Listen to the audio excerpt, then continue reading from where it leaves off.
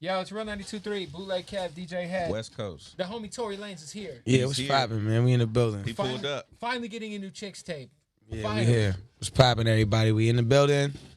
We good. The Hennessy's here. The Hen here. This is the first Chixtape that like is gonna be like on all platforms, which is dope. Yeah, man. I'm very excited about this, man. I think that honestly it's like one of the best projects musically, at least production wise too, that I think the world is even gonna have to, get the chance to process in 2019. Mm-hmm. You know what I'm saying? Like, just off of share like moments on the project, it has so many moments. Bro, the track list looks stupid. Yeah, it's man. Ridiculous. We finally revealed the features. That's what's so crazy is that the world was already anticipating the project so much without the features, right? That now that the features are revealed, it's just like a double whammy. Like it's like oh my gosh, you went that far with it. I can't even believe that. It looked like it looked like hella phone calls had to be made. Oh man, they taking all this 660 some clearances out here. Yeah, you know what I'm saying? You got to think about what I was going through. You know what I'm saying? I'm like 60 clearances. 60, because you got to think about it. You got to clear the song, the sample, whoever they probably sampled, they beat, somebody. The producers, all the writers, the artist, the publisher, the label. It's like for each and every song. That's why like none of the other Chixtapes have ever been on you gotta go to Apple. Yeah, you got to go to Dat Piff. They never been on Apple Music, Spotify, them things like that. Because of that. What made you want to take it to the next level, to step it up and do the business on it, to put it everywhere? Honestly, I've always wanted to. It's just I always thought the clearing process was just impossible. Even this time around, I thought it was going to be impossible. But I was just like, I got a great team that supports me, and we went without the label and just said, look, we gonna. Oh, for real? Yeah, we went and called all them people. Oh shit. I was like, yo, I don't care who the writer is, who the on Instagram, I'll go hit them. Where are these people at? Yeah. You know what I'm saying? Some of them don't have Instagram. They you know what I mean? Out the way. But, there's a way to contact everybody and to connect with everybody. Nobody's that inaccessible unless you're like the president or something. And there's still a way to get to him too. What was the hardest joint to get cleared?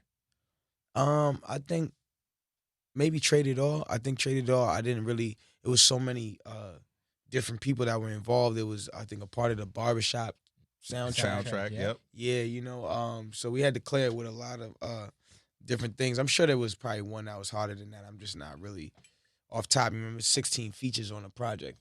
Yo, I think it was dope too, because I feel like T-Pain's had like a dope resurgence over the last year or so, and I feel like T-Pain's a GOAT, and for you to kind of T-Pain is a super GOAT. Super GOAT. Super. To super GOAT. I actually pulled up to the video shoot when you guys were shooting the video. I think it was oh yeah, Hollywood or something. Mm-hmm. It was in North Hollywood. But yeah, to kind of kick the whole campaign off with that joint. Why that joint?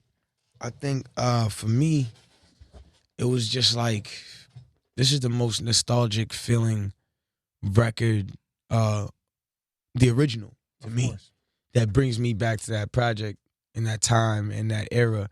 And I was like, what a better way to do it, by introducing the world with like this first song that off top from the hit a beat. It sounds a lot like the original, but still just with a little bit more oomph, and having T-Pain on it and having it be one of those things to me was just immaculate. What song did you sample from? I saw Chris Brown. Which Chris Brown record did you sample? Take You Down. Oh wow. Yeah. That's one of them ones. Tough one. That's one of them ones, dog. That's one of them ones. But mind you, like every single record, that I sampled is one of them ones. Like I didn't go for like, yeah, you did this one record that was like, I did all the ones that were like, wow, I can't believe this nigga let you. I can curse. Yeah, you can say whatever. I didn't know what's going on. I can't believe this nigga left and let you, go back on it. Like, you know what I'm saying? I can't believe that this nigga even let you on his song, and he even took the time, or this girl took the time to even go back on one of her greatest songs. Did you get any pushback from any artists? Like, I don't know, or was skeptical about maybe utilizing some of the records? Nah, I think no, everybody was like, for sure, let's do it. The only thing that at the starting, there was a Mario record. I originally sampled "Let Me Love You." Yeah. And he was like, I already have a Flip remake that he was, I guess, already planning on doing. So I had to thrash that, and then we did "Crying Out for Me," which ended up coming out ridiculously. Now, for like a lot of people who are kind of like, I would say, fans of Tory Lanez, but not necessarily like diehard fans, like don't know what the Chixtape, series is about. I think it's one of the more legendary mixtape series of the last 10 years. Thank you. And I know your fans have been waiting for this, but why in the beginning did you decide to do Chixtapes? Because I remember you would drop like a rap tape and then Chixtapes. Like I think it was like at the top of the year, one year you did 1 and 1. Was that like 2016? Yeah, you're right. I used to do them. I did it twice actually with Chixtape 3, Chixtape 4, and then New Toronto 1 and New Toronto 2. What was the like inspiration behind like I'm gonna just cover all these old classic joints that we love? I mean, it all derived from me just wanting to have a predominant R&B project, and at the time, the first Chixtape I ever listened to or I ever wanted to make was inspired by like Chris Brown's first album. I wanted to sound just like Chris Brown on the Chixtape 1. Mm-hmm. That's like the one I don't really acknowledge, but that one was what started it all, and that one didn't actually have any samples. Just the feeling of it was like a 80s kind of, sound that I was trying to come with. And when I did, the Chixtape 2, it was early 90s. Chixtape 3, mid 90s. Chixtape 4, late 90s. And then now it's 2000 to 2006. So. That's crazy. Bro, I think like for the most part, I forgot who we were talking to up here. Maybe it was T-Pain. I think it was T-Pain. Yeah. Where we were talking about you rapping, singing, like, and you could do it on both sides of the coin. Yeah, thank you, man. And I think he was like with the bars too. I don't remember. I don't want to put words in his mouth. But wasn't he saying something about like how he can rap too, as far as like as good Tory's as one of the hardest MCs out. No. I'm saying Payne said that he can rap. He can stick with you on the bars. bars. Payne did say that. He did say that, right? I ain't gonna lie. Payne is one rhyming ass motherfucker. Yeah. He can really spit. He started as a rapper too. You got to think about it though. But he gave it up to you though. That's my man. It's all love. But he's definitely a rhyming ass person, and he's got a lot of pockets that I think people don't, because we're introduced to him singing, so you don't really take it in like that. But when you really look at it from just an artistic standpoint, he hits a lot. This shit was rapper turned singer. Like, you know what I'm saying? Yeah, like, but it's fire. It's fire. I like it. Yo, one of the more dope moments in hip hop over the last couple of years was when you and Joyner went back and forth. Thank you, man. By the way, you won that battle. I know. If he was here, if he was here, I would say the same thing. Like I'm not so saying that you're sitting here. But I wish I had Tory Lanez level confidence. No, but I mean, like I think that. Now, all jokes aside, thank you. I appreciate that. What was dope was like I think that a lot of people probably like, Joyner Lucas is looked at as this like rapping ass. You know what it is? The people who will say that maybe I took a L. But you didn't. But the people who will say that I took a L, I think the problem is just that, like you're about to say, you put these hip hop artists on a pedestal because they're hip hop artists. And Joyner Lucas is my man. So I'm not saying anything bad about him. And he was dope too. Like, yeah, he killed his shit. Yeah. I'm not saying anything bad about him. I'm just saying in general, we put hip hop artists, like when they're strictly hip hop, to this level, like nobody out of that lane can see. You know what I'm saying? But when people really are born into this culture but happen to get, seen off of something else, or happen to like to tap into other things in music, sometimes you forget that they have talents in these areas, and it's hard to say that this guy did this to this guy, Yep. Not necessarily just my case, but in general, it's hard. People hate that. Yeah. It was hard to say that. Beat Eminem. So did I. And people were on my head about that shit. But I'll say this though, it's not that he beat him because it was like, yo, MGK shit was so hard. Because to me, it really wasn't that hard. It was just that it's not that MGK beat Eminem there. It's that I felt like Eminem beat himself there. It was like, you shouldn't even either did it, or you should have just came so brazy that I just needed to feel like, I'm not saying that. No question. It's not necessarily that, like, you know what I'm saying? Like, I feel like the problem is most of the time when it comes to battles, if it's even close, the new guy always kind of take the W. You know what I'm saying? Like, because like I'm not gonna give if we're going just by sheer vote, I'm not gonna give MGK that shit over Eminem, who I've been listening to for years. But if we're being honest and real about just what's going on, I think that this record sounded better than this record. Yeah. That's just I'm just saying, I always know, well, the people that I know always. There was a couple more. moments though in the Eminem joint that I was like, yo, there was some shit on Kill Shot. You know, I do feel like we just expect more from him. Yeah, in my opinion, really when you put it lyrically to lyrically, Eminem pocket wise and lyrically definitely destroyed him intricately. I'm just talking about what I expected from Eminem, and that's why I feel like, I just expected a little more. The fact that we had to question it mean MGK won. Right. That's my whole problem. Yeah. That's really what it is. Because I feel like M could have body destroyed. But it's just like, I got my feet up. I listen to Kill Shot. I'm the GOAT, whatever. You know what I'm saying? Like when I heard Rap Devil, I was like, okay. Okay. Okay, I see you, Kels. Okay. And then Eminem came, I was like, there's some, some shit on there. What's the protocol like within, like, because I've never been in a rap beef before, but like, what's the protocol as far as like, do you sit and wait like for them to drop some shit and you be like, oh, he got me fucked up, and then you go in the studio? Like, are you actually in the studio bunkered down? Like, we gonna knock this shit out in one night, or I'm gonna respond within this time? Like, what I do is I write 4 of them. Oh, I'm about to say they're pretty quick. Yeah, because I write 4 of them, but those 4 are just to sit on a arsenal. The one that I'm most likely gonna come at you with is what you come at. You're gonna come at me with something, and then I'm gonna feel like, you know what, I should directly talk about these things. Gotcha. And then I'm gonna write another one. But if it gets that far, I have 4 in my arsenal to boom, let boom. go on you at any time. And it's just like, but then it comes to this point where after like the first one, I usually feel like I'm doing this kid too dirty. Yeah. If I do, it's like overkill, or if I'm just giving this nigga too much fame, or because I start getting if niggas never see me after the second one, yeah. Like if I was to ever go a 3 with somebody and like I'm the third round, we're gonna be enemies because the information I'm digging up, the things I'm finding out about you, like I got a whole team of searchers, like just. Well, I'm gonna tell you. You know what I'm saying? Like just find your whole everything. I'm gonna tell you this: your reputation definitely precedes you. You know what I'm saying? in the culture, your reputation definitely is in front of you. It's never behind you. So anytime you've had issues with anybody, you just got records on deck just in case he goes there. Nah, only when it's like, okay, we know we're gonna be doing this. Like I'm not gonna be sitting there making records for, certain people. Like right. It's not like you're not even in that type of class. But it's just like for the lyricists and for the niggas who are like that when it comes down to a competitive sport. Mm-hmm. When we know we about to head, I got to be prepared and have things in my arsenal. Plus, I jot things down and put things together very quick. I like the sparring though. I like that. And it seemed like at that point in time, like that little month or 2 period, like it was just like the cool thing to make a Tory Lanez diss record, because I felt like it was like people were trying to get clout off. It was like a trendy. It was like a trendy thing. It was like dude from New York, and then the girl from New York, the Dream Doll. It was crazy.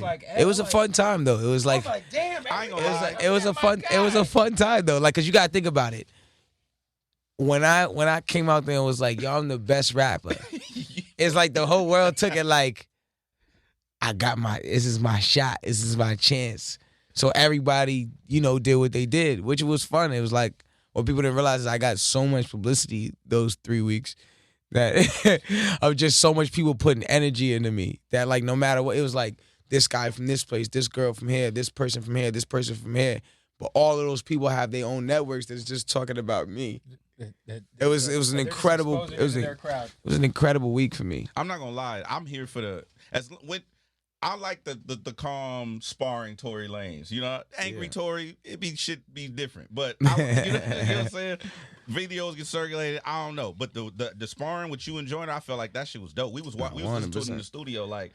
This is cool. Like I like this. Nah, definitely. I feel like it was comfortable. I feel like he was comfortable doing his thing, and he definitely did his thing too. Like, no, he's an incredible. You know what I'm saying? So so for sure. And I talk to him a lot. You know what I'm saying? We talk all the time, so it's not even That's dope. It was never outside of the music. It never felt like anything serious, man. Yeah, it was never outside of the music. Is there gonna be, obviously Chixtape is more on the R&B vibe? Are you gonna like follow that up with maybe some more lyrical, spiritual miracle Tory on some shit? You said lyrical miracle shit. Spiritual miracle. Irrational, pterodactyl, mathematical, the astronomical, federological, determinological. I'll be shaking it. Nah, because we make this joke about that shit all the time. Like there's this common joke that we have. Like, yo, I'm just gonna come in there and I'm gonna step in the booth and I'm gonna just start like lyrical miracle, spiritual miracle. And he literally said lyrical miracle. Nah, but I have so much stuff in a stash. I'm waiting on something to happen that I believe is gonna shift everything that has to do with me in 2020. Okay. But I'm gonna let that come into full fruition before I start moving how I want to move. Some movies or something? Nah. We gonna make some movies. Definitely gonna make some. You got Baby on the make way or some something? movies. Nah, definitely not, man. But I'll tell you this, man. Tell me. It's gonna be exciting. Exciting. It's just about to get really exciting. After You got this, a diss record on deck. Oh nah, it's more than a diss record, but it's about to be very exciting. Shit's about to be. Shit's about to be so exciting. I'm very excited about this. This Word. is good. That's when you know a nigga's not playing. Like it's just on his mind, and he just psyched himself out so much about it that it's just like, yo, it'll be time when it's time. You know how you got that look? Like I got one of the OG homies that look like that. Like keep playing with me if you want to. But he don't smile. It ain't nothing. He's like, he. And you gotta just respect his gangster. Like I know I got Leave one of him them alone. homies too. Yo, I know, a lot of your fans and Drake's fans were happy you guys, finally came together after all, it seemed like it was going to be inevitable that you guys linked up. But is there any music? Will there be any music between you two? We recorded some stuff in Jamaica one time. Like flex. It was a cool little understanding of how we both like record and get down and shit. But I think that the moment when we have the record is gonna happen when it happens. Gonna like melt. Yeah, like I'm not like it's so weird because like when we first started linking, like I was more so concerned about not concerned, but like yo, we should do a record. And I felt like we both felt the same way at that moment. But like now I'm kind of at a place where it's like I don't even care. It's like it's like one of those things where it's like yo, he became so much of like a nigga that's like my friend. He look like damn near like I look at them niggas like my cousins because we from the same place and never realize how much we relate to each other. So it's like I kind of look at them niggas like my cousins, and when we come around, it's all love and smile. I don't even be thinking about a track. I think it's gonna happen. You feel me? So like one day when niggas is chilling and we somewhere, then we'll do it. Until then, I don't give a fuck. You're Like not I never ever came into the game with like a great like out of this world feature or like a great cosign or a da da da. And I think it out the mud all those yeah, years, and I think that that's part of what makes the narrative what it is. And so like I've always just been a guy who's just like yo, when things happen, they'll happen organically. And if they don't happen, it just wasn't meant to be. But just enjoy your life, guys. Like how did you feel when you saw the Camp Flognaw thing when Drake got booed? Me and that nigga laughed about that shit. It wasn't even nothing. That's what I said, bro. He throwing up a crazy party. Yeah, he gonna invite your girl. He did not give a fuck. That nigga did not give one fuck about that. And he trolled everybody the next day. Cause he did it. Yo, it was like a joke to him. Like it was just like, yo, wow, like. Okay, you little shit. It wasn't even a little shit. It was just like, okay, like you know what I'm saying. All right. Has that ever happened to you? When I was younger, but it was some niggas that just didn't like me from some hood that I just didn't fuck with. Oh. You know what I'm saying? So it's just hating niggas in the back and then. So how do you handle that situation? Well, I was very stupid at that time, so my dumb ass, it was like one of those club parties type situations. That can get ugly. Yeah, I dropped the mic. I'm like, yo, anybody who wants it, I'm in the front. Bro, you. I was like this store. But it is what it is. You get a little older, you get a little bit more mature, and you understand, okay, this is not the way to handle situations like that. Sometimes the best way to handle it is exactly how Cuz handled it. I'd have did the same shit. I'd just be like, all right, nigga, I'm Tory Lanez, nigga, peace. I appreciate the I gotta time. go, Be dude. professional. My time, You obviously were on the Chris Brown tour. You've done a lot of big tours now.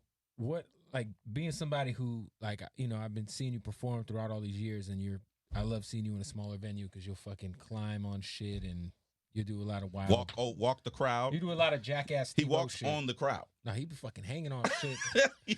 That shit is epic. I be having fun. But how do you adjust to when you do an arena, like kind of, because I feel like when you're in your bag is when you're kind of in your element. Like when you got to do the arena thing, is that a hard adjustment to make where you can't necessarily jump in the crowd and do that rock star shit as much? Put your insurance in, I mean, when I was on the tour, the Assassination Vacation tour, I was still crowd surfing in the crowd. Okay. As long as there's GA floors, you in there. I'm walking on it. If there's GA floors in there, I'm walking on it. Yeah. Doesn't matter where we're at, how many people are on the GA floor, I'm walking on it. Fair enough.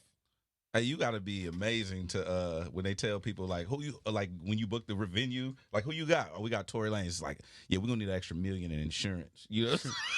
Nah, what's actually great about me is I've crowd surfed, crowd walked, jumped from blase for the last 7-8 years every show. So you got to think about it for me. Like, I'm so well seasoned at what I'm doing. Niggas don't get hurt when I do what I'm doing. No, I'm talking about you getting hurt. Like, oh no, but the thing about it is even with me, it's just like everything is calculated, even when it feels like it's not, because I know how to do it. I've done it for so long. I know it's not sturdy. I know what could possibly break. I know what not to play around with. I know how high to jump from. I know these things. I know how to jump into a crowd of very little people and to make sure that you still land. Well, like, people don't understand about even, crowd surfing and crowd jumping and stuff like that. When you jump in, you never are supposed to jump frontwards. That's why a lot of niggas fall down. You jump frontwards, people will not carry you like this. But if you jump backwards, people are more prone to carry your back and go like this up for you when you jump backwards, opposed to when you jump forward. When you jump forward, it's scary. It's like you're coming at somebody. When you jump backwards, it's like you damn near have to save this person. it's a science to this shit. It really is. So I'm so seasoned that it is. But like, when you jump backwards, that's a lot of trust. You know what I'm saying? Like, it's not. The average person, if you jump backwards and you're jumping like this, they're most likely going to go like this. By that time, it's okay. They got you.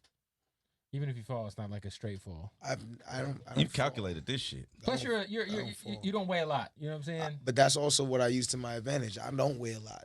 You know what I'm saying? I'm a jungle gym kid. I'm a kid that was like all over the bars and shit. So for me, it's like, it's second nature to me. It's nothing. So a fat nigga like me couldn't get away with that type of shit. I mean, I wouldn't advise you. Yeah. You know what I'm saying? I wouldn't advise that. Tory, is obviously you got the hairline. Is the hairline shit, is that kind of like the boob job for dudes nowadays? No. I mean, you gotta help me out, bro. You know what I'm saying? You know what I'm saying? This shit's crazy. Do you still grow hair right here on the sides and the back? Not really, because I've been getting a baldy for like since I was 19. Like, if you were to leave it for 3-4 weeks, this on the sides wouldn't start growing. I could see that you have. Yeah. Like stubble, yeah, but it don't grow like it don't grow like that. I'm not saying it grows, but I'm saying, like, if you leave it left it for 5 months, what's it gonna look like? Oh yeah, it'll be like it'll be scattered. It'll be patchy, of course. It'll be scattered, but yeah. it'll still grow, right? There's hope for you. Then there's hope for you. You know what I'm saying? It's about stem cells. It's not about like some surgery job. It's not a surgical job. It's not a surgery. That's what I'm saying. It's not like that. Like Bosley, Hair Club, and the Hair Club for me. I can comb this hair. I can smooth this. That shit. Don't go to that. Well, that's for white people. Because that's that shit where they cut the back of your head. Yeah, they cut a piece of your scalp. It's like some weird shit. I didn't do that. What? Yeah, no, that's the thing. Like the dude that I went to was a dude named Dr. Ziering. And he's a guy that basically he specializes in like stem cell research.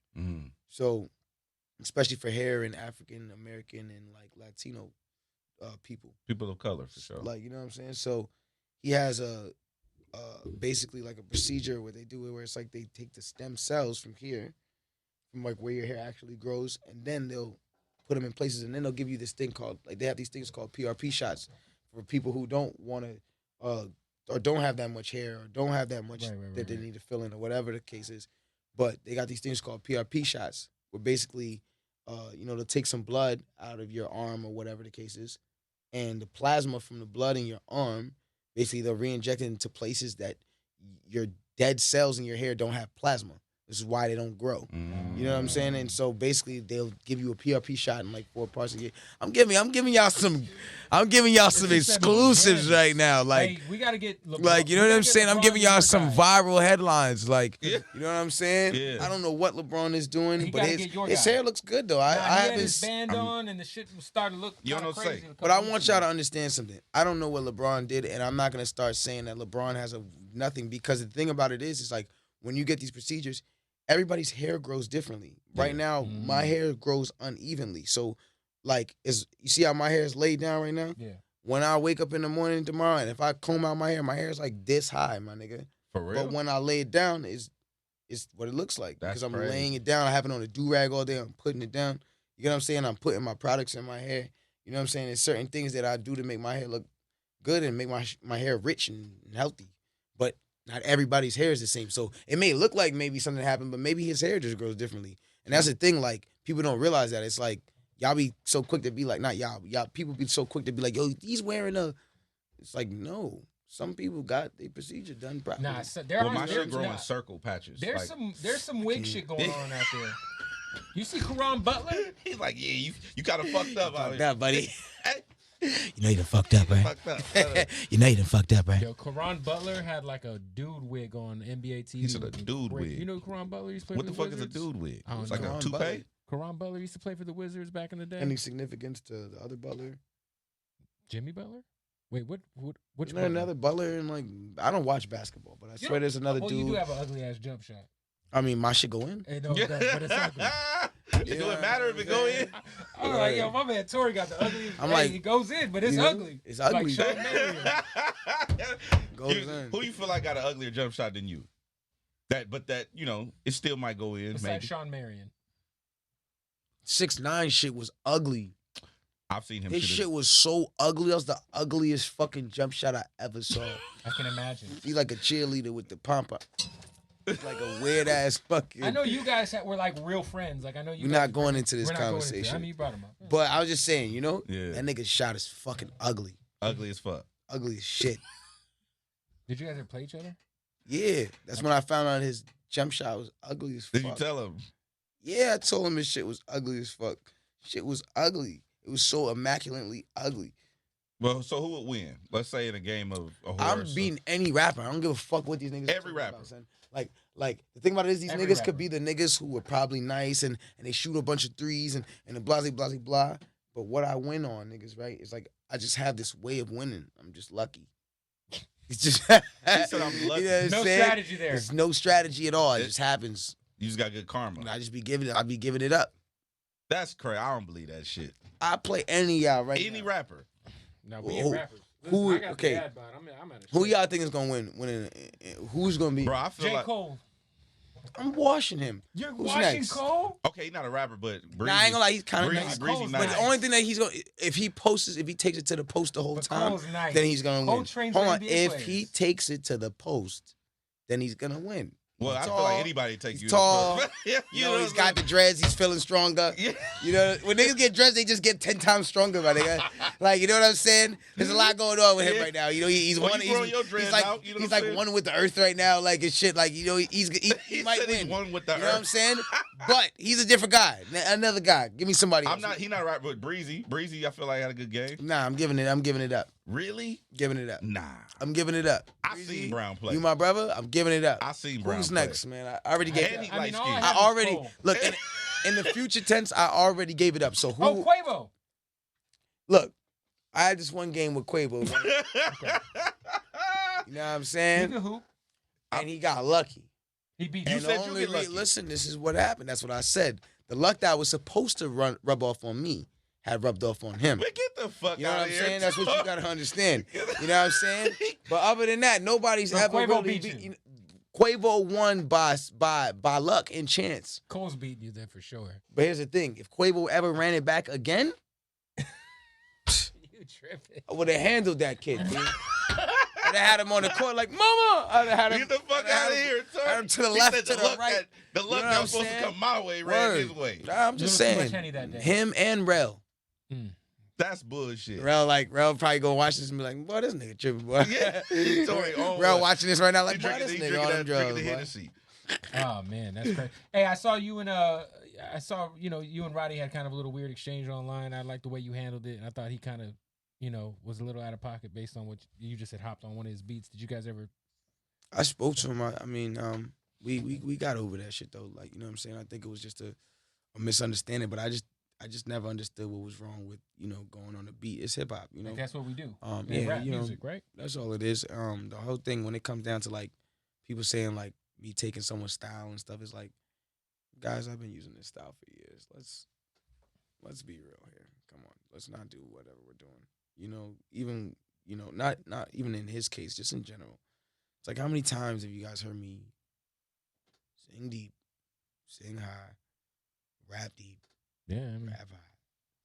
Come on, guys. We're going on a long time. Leave me alone. What do you think? Do you think people intentionally fuck with you?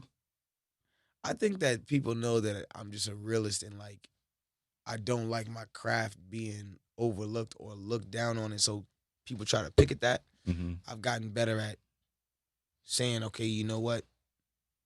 I'm gonna just catch you, slap the shit out you. That's not, but I'm just playing. I'm about to joke. It's a jokey joke. Come on, it's a jokey joke. You're supposed to laugh. Okay, I got some you. video. Come on.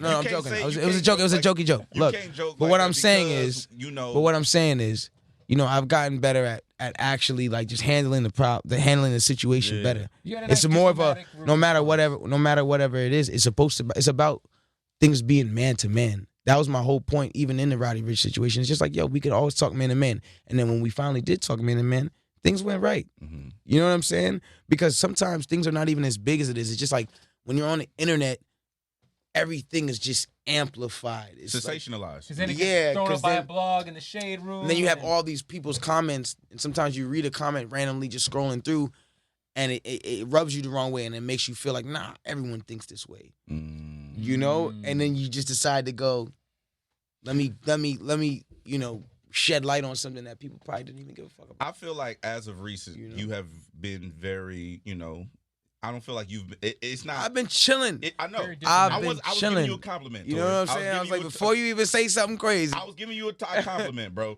I feel like you have really, been chilling, like you said. I've been chilling. I've been maturing, you know what I'm saying? I've been spending some time with my son. You know what I'm saying? I don't bother the people. So how's the dad life? It's great. It's great? It's great. You know what I'm saying? My son's walking and talking and he's doing things, and I'm just happy to sit there and admire and live vicariously through this little me. You know what I'm saying? And it's an inspiration even down to everything I do. And the reason why I'm still relevant right now is because every time that I be thinking like, nah, you know what, I'm gonna go in and like, nah, I open up my wallet, there's a picture of him right there, and I go, yo, nah, I gotta go harder, and I keep going. I stay up. I edit videos late. I stay up. I'm in the studio late. I stay up because at the end of the day, I care about what life I'm leaving and legacy I'm leaving for my child. I mean, you've been this would be the third album in the last year and a half or so, right? Something like that. I think it's been at least year and a half. You're right.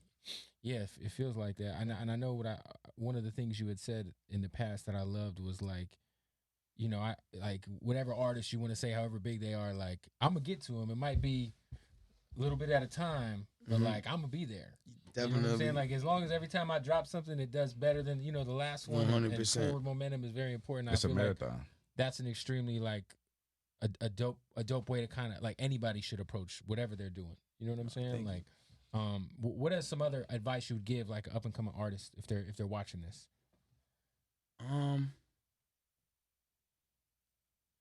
As far as what? Just let's say especially now with the way shit is online. Like let's say somebody's putting out music, they're not getting any traction. They feel like they got to do some bozo shit on the internet maybe to get their shit hot. Like what do you think? Yo, the thing about it is like the bullshit sells temporarily.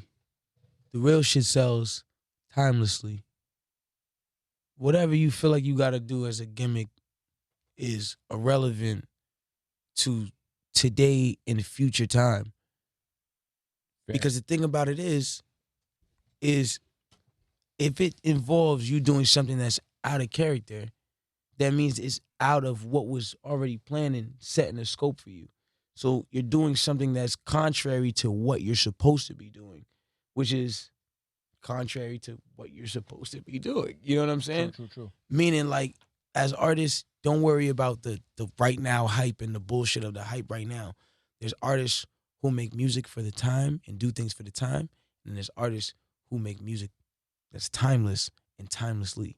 You know what I'm saying? 100%. Hey, real quick, Rhythm and Flow. Me and you, we did that together. Yeah, that was dope. That was cool. I felt like that was a big moment for those kids, not kids, but those contestants that Definitely. were on the show. They got to collab with you, Janae, like Miguel. Yeah, like, that was fire. That shit was fucking dope. Like, I feel like even you coming up, like you said, you had to get it all on your own. You didn't have those kind of looks. Like, you couldn't collaborate with a platinum artist. Yeah, that's like out the gate. You know, before crazy. you even had your own record, you collaborating with a platinum artist. Yeah, nah, so, what made you agree to do Rhythm and Flow first of all? Because I know why I signed to do it, but what made you like? I want this seemed cool. I fuck with it. I mean, they explained to me what it was, and I was like, oh, that's dope. I'm very big on giving back to people that are in less fortunate situations or in a situation that's not as good as mine. Yeah. And especially artists or people who have a dream. Like, I've always felt like if I could reach my hand and you know, try to do something for them, then I will, you know? Yeah. So I thought it was dope too, that they got to feature on y'all record. You know what I'm saying? Did you have any reservations on letting this nigga rap on your shit? Like, nah, I mean, hey, it is what it is, man. And they made it happen. Rhythm and Flow made it happen, and it ended up being a dope show. It was a dope episode. It was dope. You know? One of the harder episodes. Hell yeah. Hey, I know.